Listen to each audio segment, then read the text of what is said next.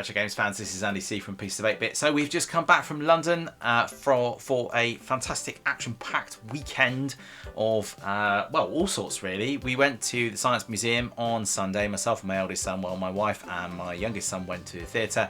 And we went and sought out an event at the Science Museum called Power Up, which was about £12 each. They have about 160 consoles in there, a load of gaming PCs, arcade machines, all sorts of things, which I will cover off in the video in a moment. So that was an event I've been really keen to get to. I think it's a permanent exhibit, or certainly a long-term exhibit. So really great fun and unlimited play.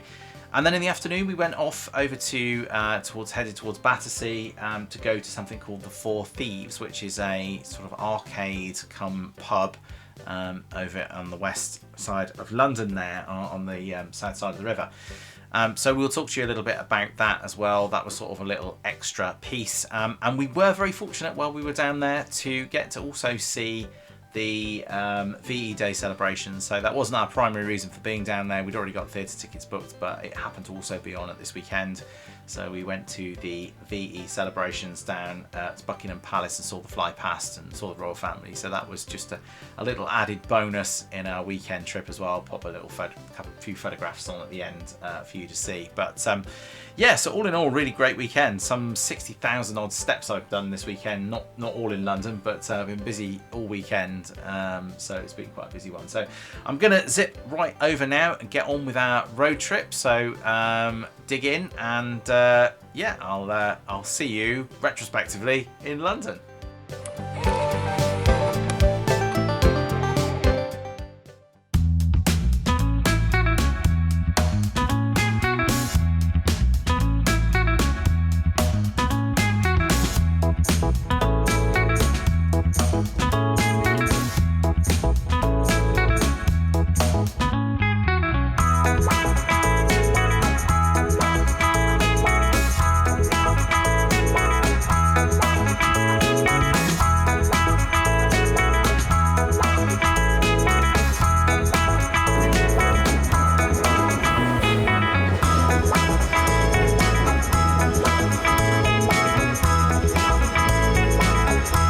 Hey there Retro Games fans, this is Andy C from Piece of 8-Bit. I am just walking through a rather chilly London this morning up to the museums. So we're going to walk past the Natural History Museum in just a second, which looks really busy. We're going to be going there tomorrow, but that's not retro game related, so you're going to have to just come check it out for yourself.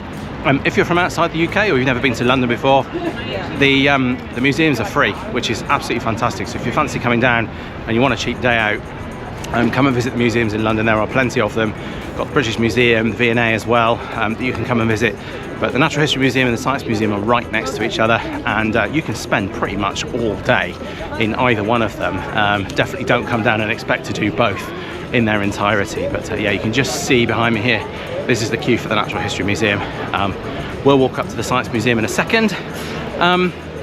So basically what we're doing today is we're going to have a look around the Science Museum.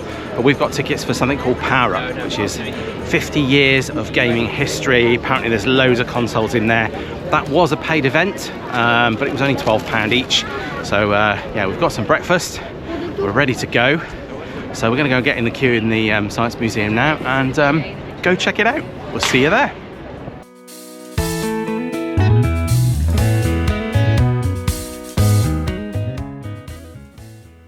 So yeah, we had a really good look around the Science Museum before we went in. We had a little bit of a look around afterwards as well. It is an amazing museum. There's so much cool stuff to see straight away. I mean, this is just as you walk into the building, big steam engines and all sorts of exciting things. Yeah, full-size aeroplanes we were looking at, and then obviously the space section, which is one of my favourites. Some rockets in there, there's a lunar lander, some moon rock, all sorts of things like that really. So yeah, we had a great time. This is all before we walked in. Oh yeah, what you're seeing there, Apple I in its original wooden case. So that was a real treat to see. It's quite a lot of sort of computing memorabilia knocking around. So some old computers. That's an old VHS video cassette recorder. It's absolutely incredible, the size of that thing. Yeah, Apple II there, I think. Some old Windows stuff, ZX80. Just loads and loads of cool things to look at. So yeah, oh yes, Cray supercomputer from 1976. So just before we headed down, we went and had a good look in the gift shop. Some great stuff in here. Nearly bought this t-shirt here with all the controllers on. Oliver was asking me to name them. I think I got most of them. A few of the older ones I was struggling with, and then as I went down into the event, there were loads of consoles in there, so I was able to kind of work out what they were. But or loads of things. I could have spent an absolute fortune in here. They have even more in the main gift shop. This was just the one for here. Look at all this Pac-Man memorabilia. Absolutely fantastic. So really, really good. Oh yes, a t-shirt Oliver was showing me with all the old consoles on it as well. Very, very tempting. So let's go down into the main event. Hey there, so we're in. I have to be a bit careful with the filming. I've just been told that I need to be careful because obviously there's kids and whatnot playing here, so I will try and film as much as I can, but yeah, we'll see how we go. This place looks amazing. Look, check this out here, look. All these things down here. It's gonna back up. Bongos, I got some of them. Look at this stuff. We'll have a good look around. We've got 50 years of history to look at. They've got a load of gaming PCs. They've got all sorts in here. It looks absolutely amazing. And the great thing is we can stay here as long as we like. So we're going to get stuck in and I'll show you some of the things that we find. So quick history lesson here, going from 1976 with the Binatone TV Master to 2013. We're followed up by the Binatone with the Atari 2600 and then the BBC B in the early 80s, which is in our month with series.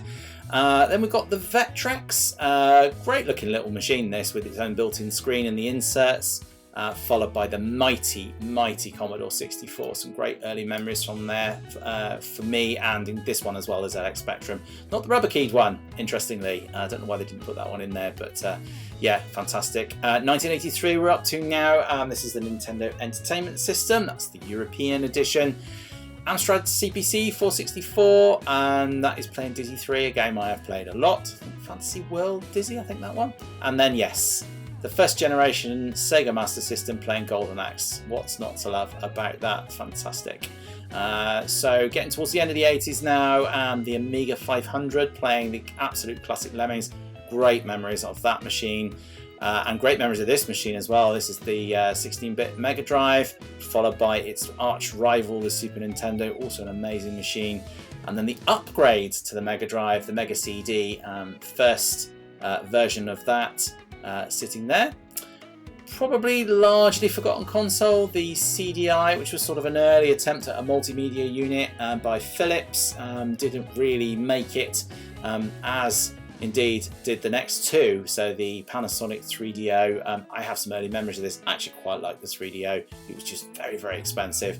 And the Amiga CD32, which was really the wheels starting to come off. Poor old Commodore at this point. Not a bad unit, but not really sold in masses. And this, I guess, also was a failure. This was Atari's big failure. The Atari Jaguar, not a reliable console. And then that thing, the controller there, absolutely ridiculous.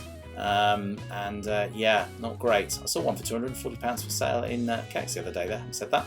This is the Neo Geo CD, which isn't working in this picture here, but good console. But they were all dominated in this era now by this beast here. Celebrated its 30th anniversary last year. This is the great, mighty Sony PlayStation. And this was its attempted rival, the Sega Saturn, which was somewhat maligned, more expensive, and rushed to market, really. Bit of a shame for Sega there, really starting to be the beginning of the end for them. And then we had the Nintendo N64, which also wasn't one of the best-selling Nintendos ever. A much-loved console by those who own them. It's a good console. Cartridges very, very expensive.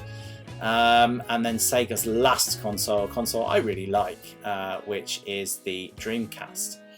And then, of course, we know why, in part at least, that the Dreamcast struggled, and that is down to what came next. Which was Sony's next major entry and the best-selling console of all time, the Sony PlayStation 2, one of my absolute favourite consoles.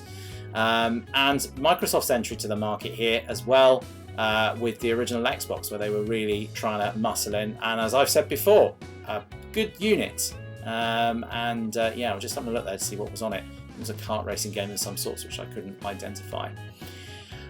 Following that, obviously, a real big comeback by Nintendo with the Wii. Huge selling console. Absolutely fantastic. Same generation then, Sony PlayStation 3. Same year. Didn't sell as well as the previous two, but still a very good selling console. Yes, Microsoft put up a much better fight this time with the Xbox One. So that's the Xbox 360, I should say.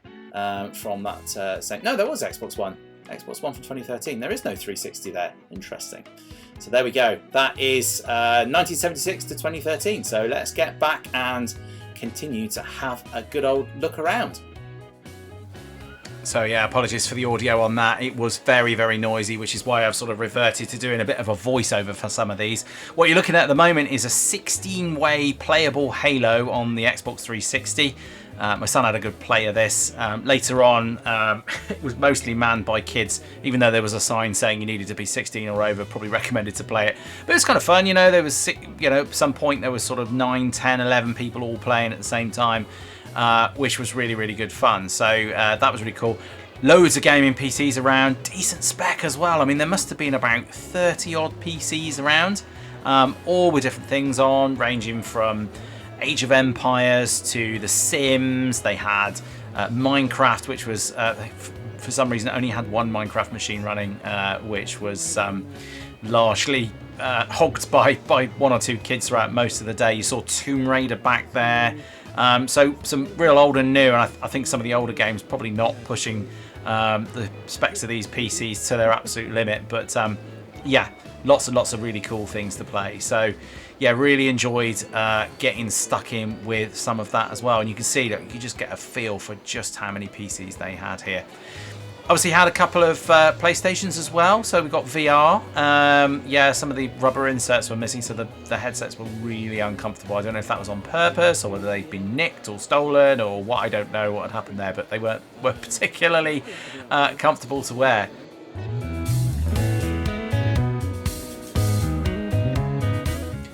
So yeah, we had a few arcade machines that we had to go on. These ones are those sort of the ones that you can sort of pick a game. They've got thousands of games on them. Obviously you can see them there branded up for the Power Up event. They were quite popular as the day went on. As you can see here at the moment, it's quite quiet. So we got there about 10:30. It was pretty quiet, probably for the sort of next half hour or so. The event opens at 10 in the morning, so I would definitely recommend getting there for 10 o'clock. I think we would have had a full hour of pretty much the whole place to ourselves, bar a handful of people. And obviously because you can stay for as long as you like, people were generally sort of just staying all the time, so it was just getting busier and busier. So you can see all around, you've got all these different sections: Mario, Sonic, Pokemon. There's fighting, there's racing, there's all sorts of things. Oliver's sitting there very patiently waiting for me to play Street Fighter 2. So in the fighting section, we played all the fighting games. I'd already won Smash Brothers Melee at this point, so it was 1-0 up to me. We then played a bit of Street Fighter, and Oliver won that. So at this point, it is now 1-1. I did film a little bit more of the others. So next, I believe, was... I'm going to wait and see, actually. Oh, yes, Tekken 3 on the PlayStation. No, actually on the Saturn. No, that must be Virtua Fighter. That's Virtua Fighter on the Saturn, which he beat me at. Then he beat me at Tekken. So at this point, it's 3-1, and I am losing badly. And actually, I was getting quite cross at this point, losing on that. Then we played WWF. Possibly one of the weirdest games I've ever played on the N64. Couldn't quite get the hang of it, couldn't work out how to do it, but most importantly, I won. So at this point now, I think we are at 3-2, I believe. Yes, then we went on to superheroes.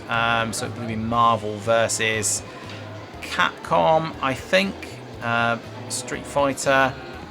And yes, I think I won that one. 3 also. Then we had a decider, which was the modern Street Fighter, which, as you will see in just a moment, Oliver won that. There we go. And yes, he takes the series 4-3. That was good fun. I really enjoyed that. And as we look around, there are loads of other things as well to do that I haven't mentioned yet. So there was loads of portables around. There's big comfy chairs as well, with tables with portables on that you could play on. So yes, and you can see there Game Boy Advances, lots of Game Boys knocking around. There were some DSs knocking around, all playable. All accessible. People were, as you'll hear me say time and time again, people were very respectful of the equipment. People weren't taking cartridges out or discs out or anything else like that, which was really, really good. And people were generally treating all of the equipment with with a decent amount of respect, which I think is really important. And it is important. Like these are old machines. They deserve that respect, but they are there for enjoying. But it was great to see all the kids playing on it and being very respectful of it. So yeah, I've had to cut out quite a lot of footage, really. I mean, there was just so much to do, and I can't show it to you, all of it to you. I would be here for hours. So yeah, they had a load of 4-player setups here. You can see. So we've got Micro Machines, which is a game I do have on the Mega Drive actually, with the special extra ports on it. We got FIFA over here on the GameCube. I think we played Super Smash Brothers Melee on the GameCube here. I think that's what that is. That's what me and Oliver were playing before we went and did the other fighting stuff before. Yeah, I do love a bit of Smash Brothers Melee on the Cube. Yeah, fantastic. So yeah, we had a really good time doing that. That game is just carnage. Really, really good fun. What else do we have here? I can't remember. I couldn't actually work out what that game was. I still can't remember what that game was. It was on the Xbox, like a sort of kart racing game. I'm sure someone will pop it in the comments and let me know what that was. Yes, I seem to remember as I was going around doing the voiceover, I was like, I can't remember. I can't actually recognise what some of these games are just from the screens, getting those loaded. That, of course, is GoldenEye, though. I do know that. That is on the N64. And that is Mario Kart 64, of course. So all 4-way, all the controllers there, all working. It was really good. And there were people just going around checking stuff all the time, reloading games that weren't working on some of the older bits of tech, and just having a look at those as well, making sure that everything was remaining in working order. So you can see how quiet it was at this point. By the time I'd stopped, I sort of stopped filming kind of half hour, 45 minutes in, and by the time I'd done that, it was absolute chaos. It was absolutely rammed. So yes, like I said earlier, definitely recommend getting down there early and getting involved pretty quickly. So yes, fantastic.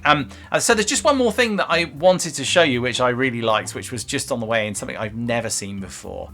That was this amazing 8-way Pac-Man game. Fantastic. And that was the last thing that we did just before we left. There we go, that is the Science Museum done. We really enjoyed the Power Up event. 160 consoles in there, lots of good fun. We spent a good couple of hours playing in there. It was nice. We could have been all day if we'd wanted to be. So yeah, we had a bit of a wander around the Science Museum, not loads. I think we're going to go and get some lunch now, and then yeah, go and see what else we can do in London. So yeah, I'll definitely be coming back to that. I think that was really good fun, just a great way for 12 quid just to spend a bit of time. But I'll talk a little bit more about that later. For now, I'm going to go get some grub, so I'll see you all in a bit. So there you go. As I mentioned, really enjoyed that event. We'll definitely be going back. So what next? Well, we got some lunch and we headed over to Battersea for our next event. And as you'll hear me say in a minute, wasn't quite where we expected it to be, but we went over to something called Thieves. It took us a little while to get there. We actually ended up going to Battersea Power Station first because that's where we thought it was. Went to Battersea Power Station, actually had some lunch, had a bit of a wander around there, which was really good actually. I'll definitely recommend it. It's really, really nice up there now. They've got a big shopping centre in there. We even managed to find a Transformers shop, and I'm a big fan of the 1980s Transformers, not such a big fan of the live action movies. Like the first one or two, they're okay, but yeah, not really my cup of tea, but they had loads of stuff in there, including a 1980s inspired Optimus Prime, which was £80, and I was very, very tempted. Up to the point where I asked him the question, do they have the little stickers on that when you rub the little stickers, the little sort of Autobots or Decepticon logo appears? And he said no, that they've dropped it off this one, and that was it. I decided that I wasn't going to spend my £80. That's not authentic. But anyway. needless to say, we figured out where we needed to be. So we managed to get our way over to actually more like Clapham. Again, you'll hear me mention that in a minute. And went to For Thieves. So before I say any more, let's go check back in with me from Sunday. And yeah, I'll tell you a little bit more about how it went.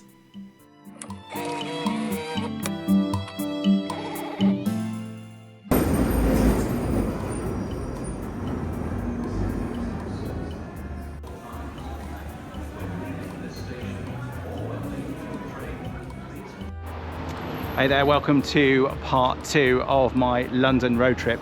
We are at a place supposed to be Battersea, but I think it's more sort of Clapham, called For Thieves, which is a bar, and it has a great big arcade upstairs, and you buy tokens to play. It wasn't exactly where we thought it was, so it's taken us a little while to get here actually, so it was not necessarily near any tube stations. So I think we've worked out how we're going to get back now, but we got tricked by Google Maps. So it led us into a false sense of security and told us it was 6 minutes away from Clapham Common Station, which it wasn't. It was 1.2 mile walk, so not quite sure what happened there. But yes, here we are. This is the place anyway. So we're going to go inside and have a look. There's a little raceway in here which we're going to have a go with. We've bought some tokens, so we're going to have a shot at this, and then I think we'll probably be done for the day. So yes, let's go check out For Thieves.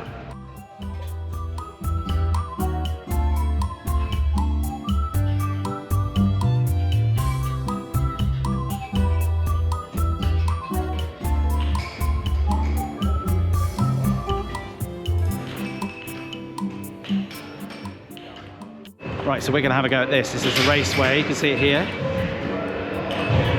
So me and Ollie are going to do this. It's quite a lot of points, but it looks like a lot of fun. So we're going to give this a go. It's going to be difficult to film, so you'll have to just take my word for it on who wins.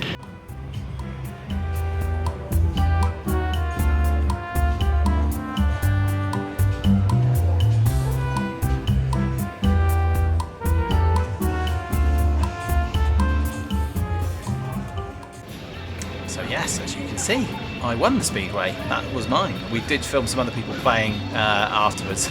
They really weren't getting on well with it. You can see them crashing their cars all over the place. But once you got the hang of it, actually it wasn't too bad at all.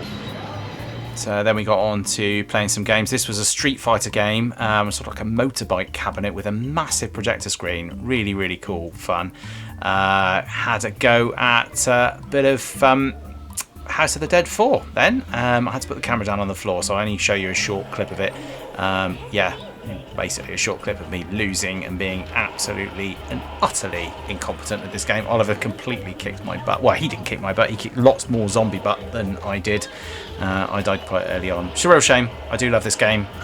Clearly I'm not very good at it, but you can see us having a bit of a go. They can't see it too clearly on the screen. As I said, it was kind of small, but yeah, we had a bit more of a look around. Loads of machines and cabinets to play on. So yeah, you can see here Space Invaders, Tetris, Pac-Man. What was on the end there? I can't remember. Oh yes, Mortal Kombat. Yeah, they were all a little bit cheaper, those games, so well stocked for older games as well. Here's Oliver having a go at Manx TT Superbike. Absolutely classic game. I'm absolutely hopeless at this game. I really didn't bother to give it a go, but yeah. And there were loads of other things that we did as well. We had a go with like there was like a putting game. There's like the obligatory basketball hoops game that you can play. Loads and loads of things like that as well. Loads of sort of interactive things that, you know, if you play with enough people, you can win prizes and all sorts of things like that as well. You can see just off to the right of Oliver there, Dance Revolution. I think there was Guitar Hero in there somewhere as well. You know, all the usual things you expect to find in an arcade. So good mix of sort of older stuff, new stuff, interactive stuff as well.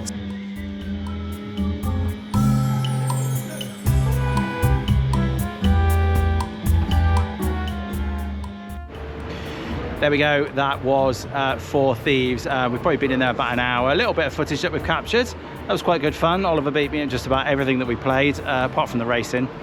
Yeah, but he beat me at the air hockey, which you didn't see. He probably beat me at House of Dead, really, because I died instantly. And you stayed on for ages, didn't you? Yeah, I did a bit of Manx TT, played a bit of Space Invaders, a bit of Pac-Man, which I was rubbish at, which is unusual actually, because I'm normally not too bad at Pac-Man, but not today apparently. So now we just got to work out how to get back to our hotel. So that's it. So as far as this is concerned, we got another day in London, but yeah, as far as you viewers are concerned, it'll be straight back to home and for a quick wrap up of our road trip number 5. I think it's 5. Yeah, it's 5. Yeah, so cool. Well, I'll see you on the other side.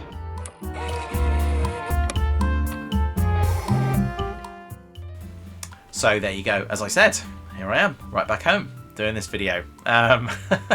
So it was a really full-on weekend, and I really enjoyed it. We were there Sunday and Monday, and yeah, Sunday was the day that we did all of those bits and pieces, and yeah, really enjoyed it. So yeah, on Monday we stayed overnight, Sunday night, stayed till Monday, and then Monday we were fortunate enough to do the VE Day celebrations. We went over to the Mall and Buckingham Palace and saw the flyover, as I mentioned before, which was a real treat, and it was lovely to see that. And yeah, you should be seeing a little bit of that footage on there just now.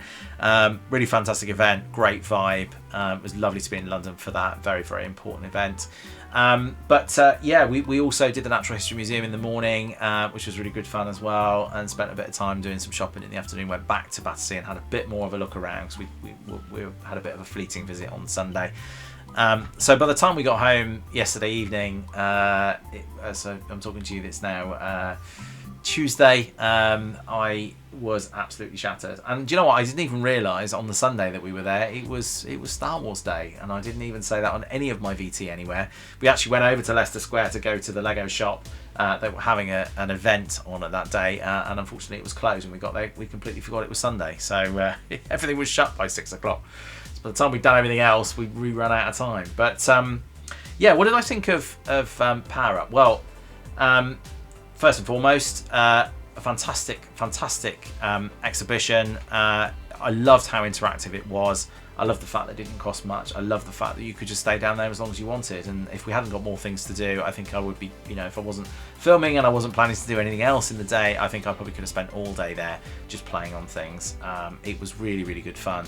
Thoroughly enjoyed it, and I thought it was an absolute bargain for £12 each. So it was very enjoyable, very reminiscent of the Power Up event, sorry, not Power Up, Game On event even, that I went to last year. It was one of our other road trips up in Edinburgh. That was another really fantastic event, but that was only a temporary event. That's now no longer there, but that was absolutely fantastic. This was very similar sort of type of event, except that this one I think is on for much longer, if not permanent. So definitely get yourself down to London. As I mentioned, the London museums, I think I mentioned it, but if I didn't, I'll say it again.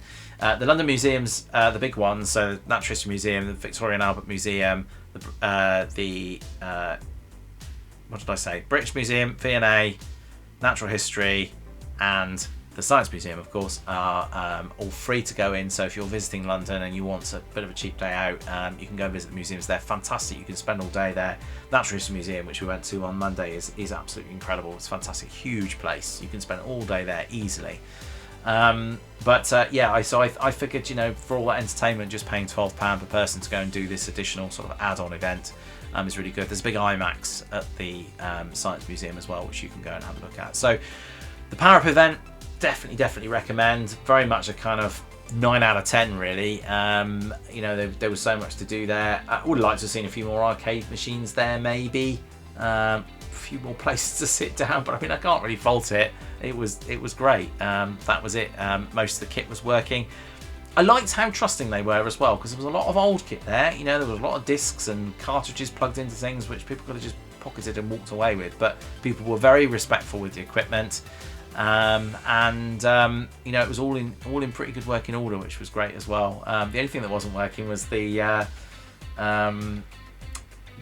Mega CD actually, but all it needed was that the Mega CD, the Mega Drive on the top, hadn't been plugged into it properly, so I shifted it back on and we've got it working again. So yeah, most things were just working, and there were people walking around all the time. If they were old, or some of the older machines, especially things like the Commodore 64 and stuff like that, where the games had stopped working or people had pressed the wrong button and they crashed or whatever, they were going around and they were resetting them and getting them going again. So most things were just working, which was really, really great. So yeah, if there's anything really, just things like some of the controllers were a little bit worn out, and things like the VR headsets, all the rubber inserts have gone, so they were really uncomfortable to wear. Maybe that was done on purpose, I don't know. But apart from that, you couldn't really complain, considering the volume of people that were going in there and playing. So that was Power Up. Definitely go and check it out if you're down there. Great day out. Definitely recommend it. In terms of For Thieves, very different style of event. Now, as many of you who've been watching my channel may know, I go to a place called Retroids over in Worcester, which is a retro-themed arcade bar, and I love it, and I think it's probably still my favourite. But this was very similar in terms of what it was. I think there was probably less machines, but there was sort of some more interactive machines. So you get things like the basketball hoops. There was like this sort of golf thing where you had to putt as many balls into the holes as you could in as quickly as you could. There was of course the raceway, which was really great fun.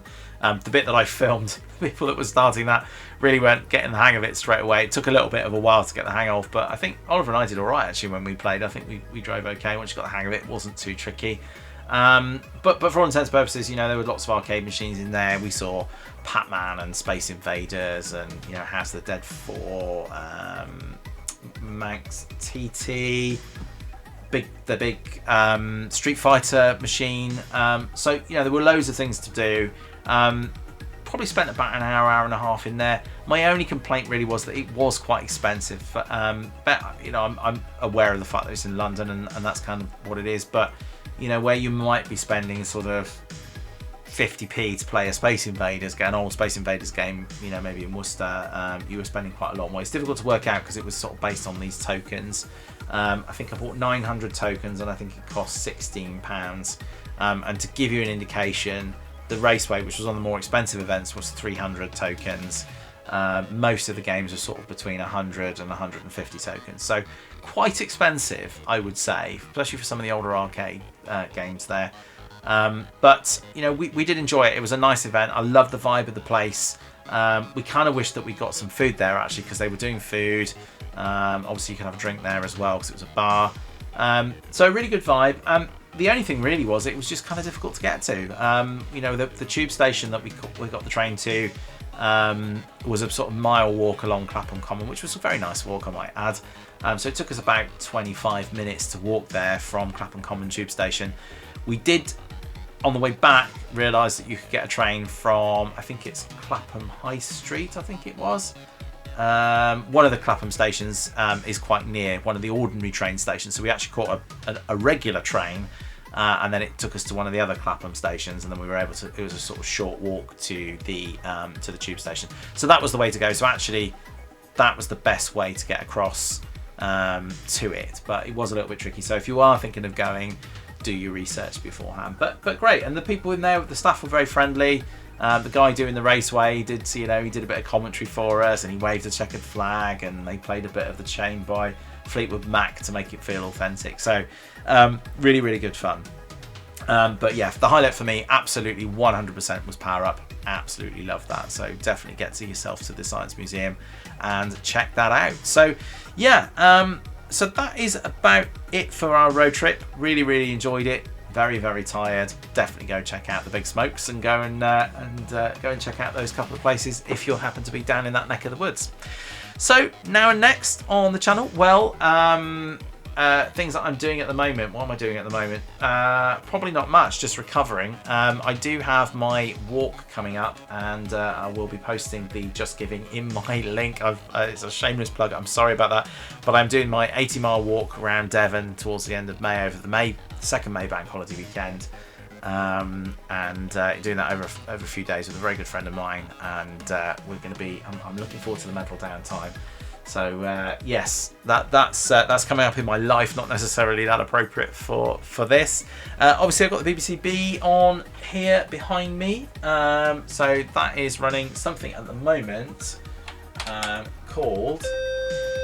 Wow, that was good. MMFS, which is, I don't know why it beeped so loudly at me then, but MMFS is basically it's running it's got a chip in it for a. It's sort of changes how its file system essentially. So instead of having a floppy drive in there, basically what it's doing is it's referring to a little device that I've got plugged into the expansion slot below, which allows me to put an SD card in it, and on that SD card is pretty much every bit of software that ever came out on the PPC. Certainly the games. I think I've got the software on a separate one somewhere. Yeah, so I'm going to be playing a few of those. I've got loads of floppy disks. I'm only going to be playing the ones that I own the floppy disks for, but so I'm going to be doing that. And yeah, that's coming up. And yeah, I'm very conscious that I've still got Road Rash to do as well. In fact, interestingly, while we're at the Science Museum, you may have seen it in the clip there. Oliver had a bit of a go at Road Rash on the 3DO, and I'm not entirely sure yet. I haven't checked it out whether it's the same version, in which case he might want to put his time in because he did quite well. But we'll see. Maybe it doesn't count because it is a PlayStation challenge, and I'm not sure I'm going to let him have this one. So yes, well, that is it for this week. Yeah, I think I'll probably just leave it there and stop butchering on and let you get back on with your days. So please do all take care of yourselves. I will see you around. Bye for now.